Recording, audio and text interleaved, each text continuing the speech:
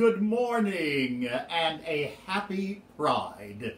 This is a very special week here in America and in much of the world as we celebrate Pride. And so to all my LGBT brothers and sisters and our wonderful allies, a wonderful season of Pride to each of you. I'm Greg Johnson, and I am here with a few moments with the Rev. 2 weeks ago, we began a new series, thanks to the, I have to always think of the acronym, the Virginia Commonwealth University. They have a program there that allows students who are in the world of 12 steps to participate in their recovery program while going and doing their academic work. It's for balance, it's for support, and I think it's an absolutely wonderful concept. I've been studying more about it.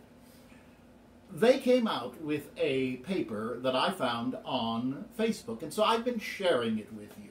It's 10 steps, and this is the third one. I don't even like to use the word steps because it will make people think that I'm doing the 12 steps, and I've gotten confused.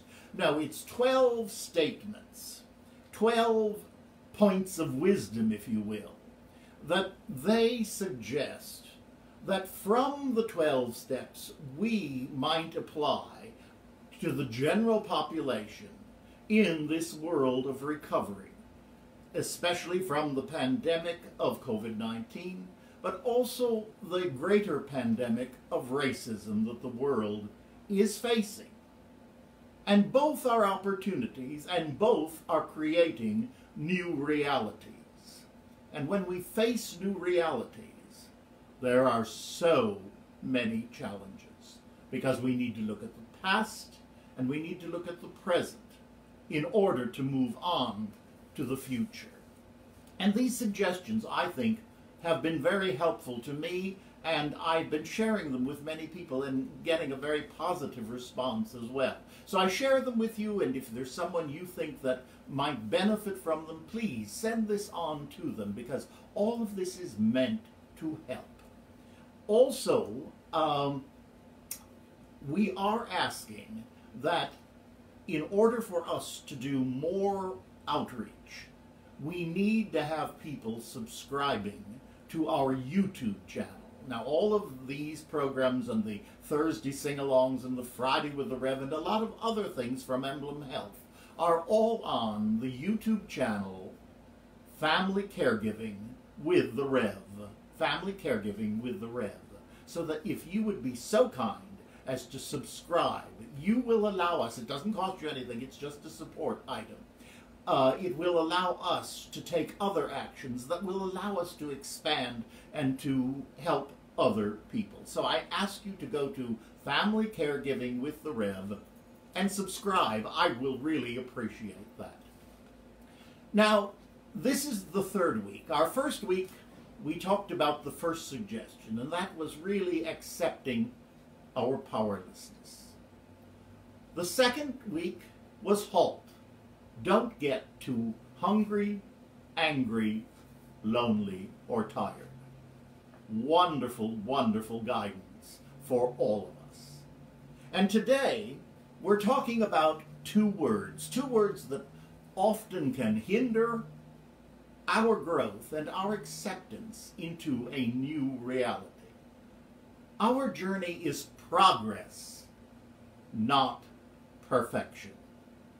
Wow. Progress, not perfection. Now, all of us with the COVID-19 are at different stages. And despite some of the stupidity coming out of Washington here in America, and this program is heard worldwide, but the scientists are giving us very good information, and I urge you to listen to the scientific community. We are blessed to have wonderful people leading us in that way. And we in America, it's being said, are still in the first wave. We're blessed here in New York to have flattened the curve, but in other areas it's expanding exponentially. And so we need to realize that this is not something that is over. It is something that we are still very much in the process. But our lives have changed. Being quarantined for a very long period of time, and now in various levels opening up, we are going into a new reality. And as we make that journey, let's think about this. I want to read this to you so that you can hear it. It refers to a person in recovery. It's also for us as we are recovering into the new reality. People will stumble in early recovery. Not everyone will relapse, but everyone will have emotional outbursts, make poor decisions, and feel overwhelmed at times. Those who succeed are those who keep trying anyway. Sound familiar? Yes, we fall down, but we pick ourselves up and go on. One of the great Passover songs, we fall down, but we pick up ourselves and go onward. And we need to give the same energy to our dreams, the same energy to our ideas that we give to a fear. Because if we keep emboldening fear, we're not going to get anywhere. But we're going to face everything and recover. So keep our dreams going. Give it a try. You didn't fail because you failed. You learned something. That wasn't the right avenue. That wasn't the right person. That doesn't really work for me. It's all right. We are learning. And we are sharing in our journey. Now, I love this. If you're in a funk from isolation, it's never too late to pick yourself up. Even if that just means doing one small thing at a time to improve your well-being, like, and I love the simplicity, drinking a glass of water, or calling a friend. There is nothing in life like reaching out to someone to bring us out into a far more positive space.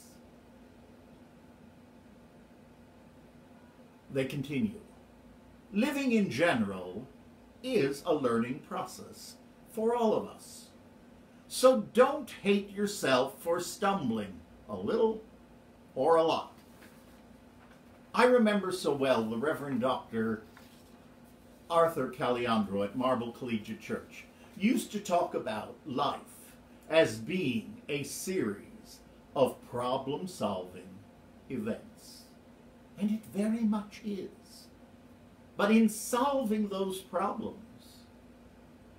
what are we doing? We're going deeper inside.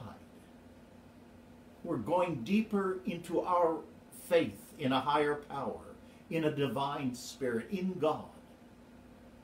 And our spiritual journeys are being greatly, greatly enhanced. Give it some thought. It's progress, not perfection. And remember, in every moment, I have a choice. I've chosen to feel grateful. I've chosen to be joyful. I've chosen to see my blessings. I've chosen to see the beautiful.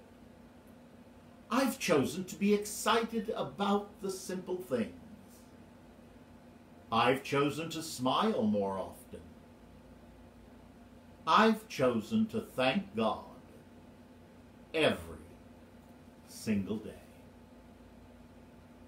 And I thank God for you. God bless, and I'll see you next week. A few moments with the Rev.